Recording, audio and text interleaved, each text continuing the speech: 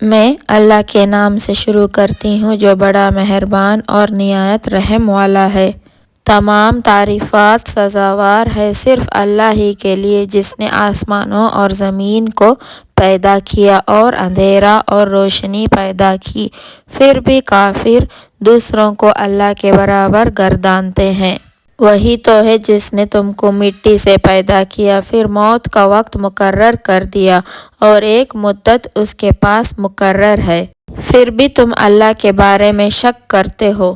اور وہی اللہ ہے تمام آسمانوں اور زمین میں، وہی تمہارے پوشیدہ کام اور ظاہر کام سب جانتا ہے، اور جو عمل کرتے ہو وہ بھی خوب جانتا ہے۔ اور ان کے رب کی نشانیوں میں سے کوئی بھی نشانی ان کے پاس آنے نہیں پاتی مگر وہ اس سے منہ پھیر لیتے ہیں۔ جب بھی حق ان کے پاس آیا تو اس کو جھٹلا دیا، سو ان کو عنقریب معلوم ہو جائے گی ان چیزوں کی حقیقت جن کا وہ مذاق اڑاتے تھے۔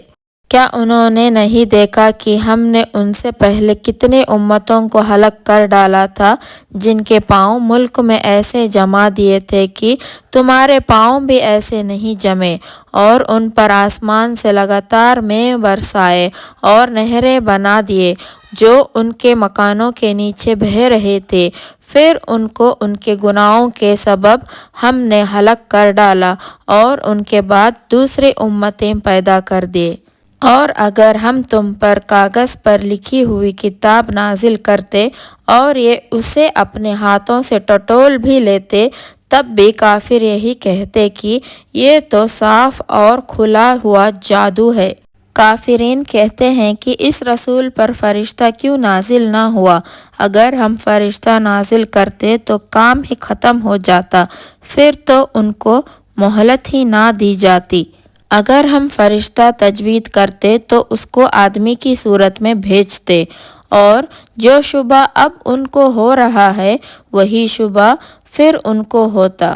اور یہ حقیقت ہے کہ آپ سے پہلے رسول کا بھی مذاق اڑایا جاتا رہا ہے، تو گھیر لیا ان کو جو ان میں سے مذاق اڑایا کرتے تھے اس عذاب نے جس کا وہ مذاق اڑایا کرتے تھے۔ آپ فرما دیجئے کہ ملک میں چلو پھرو، پھر دیکھو کہ جھٹلانے والوں کا کیا انجام ہوا۔ آپ ان سے دریافت کیجئے کہ کس کا ہے جو کچھ آسمانوں اور زمین میں ہے؟ کہہ دو یہ سب کچھ اللہ ہی کا ہے، اس نے اپنی ذات پاک پر مہربانی کو لازم کر لیا ہے۔ وہ تم سب کو قیامت کے روز جمع کرے گا کہ اس میں کوئی شک نہیں۔ جو خود ہی اپنے آپ کو نقصان میں مبتلا کر رہے ہیں تو یہ ایمان نہیں لائیں گے۔ اور اسی کی ہے وہ مخلوق جو رات اور دن میں بستی ہے، اور وہ سنتا بھی ہے اور جانتا بھی ہے۔ آپ کہہ دیجئے کیا میں اللہ کے سوا جو آسمانوں اور زمین کا پیدا کرنے والا ہے اور کوئی اس کو کھانے نہیں دیتا بلکہ وہ سب کو کھانے کو دیتا ہے، کسی اور کو معبود بناؤں؟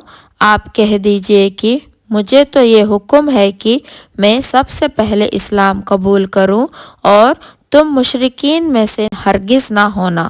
آپ کہہ دیجئے کہ میں اگر اپنے رب کا کہا نہ مانوں گا تو ایک بڑے دن کے عذاب سے ڈرتا ہوں جس سے اس روز وہ عذاب ہٹا دیا جائے گا، تو اس پر اللہ نے بڑا رحم کیا، اور یہ کھلی اور ظاہر کامیابی ہے۔ اور اگر تجھ کو اللہ کوئی تکلیف پہنچا دے تو اس کا دور کرنے والا اللہ کے سوا اور کوئی نہیں، اور اگر تجھ کو وہ کوئی نفع پہنچا دے تو وہ ہر چیز پر قدرت رکھتا ہے، اور وہی اللہ اپنے بندوں پر غالب ہے، برتر ہے، اور وہی بڑی حکمت والا اور پوری خبر رکھنے والا ہے۔ آپ کہہ دیجئے سب سے بڑھ کر گواہی دینے کے لیے کون ہے؟ آپ ان کو بتا دیجئے کہ میرے اور تمہارے درمیان اللہ ہی گواہ ہے، اور میرے پاس ایک قرآن بطور وحی کے بھیجا گیا ہے تاکہ میں اس کے ذریعے تم کو اور جس جس کو یہ پہنچے ان سب کو ڈراؤں۔ کیا تم واقعی یہی گواہی دو گے کہ اللہ کے ساتھ اور بھی معبود ہیں؟ آپ کہہ دیجئے میں تو گواہی نہیں دیتا۔ آپ کہہ دیجئے بس وہ تو ایک ہی معبود ہے، اور بے شک میں تمہارے شرک سے بیزار ہوں۔ جن کو ہم نے کتاب دی وہ تو رسول کو پہچانتے ہیں جس طرح وہ اپنے بیٹوں کو پہچانتے ہیں۔ جو اپنے آپ کو ہی ضائع کر چکے ہیں سو وہ ایمان نہیں لائیں گے۔ اور اس سے زیادہ اور کون ظالم ہو سکتا ہے جو اللہ پر جھوٹ باندھتا ہے یا اللہ کی آیات کو جھوٹا بتاتا ہے؟ بے شک ایسے بے انصافوں کو کامیابی نہ ہوگی۔ اور جس روز ہم ان سب کو جمع کریں گے اور پھر مشرکین سے کہیں گے کہ وہ تمہارے شرکا کہاں ہیں جن کو تم معبود بناتے تھے؟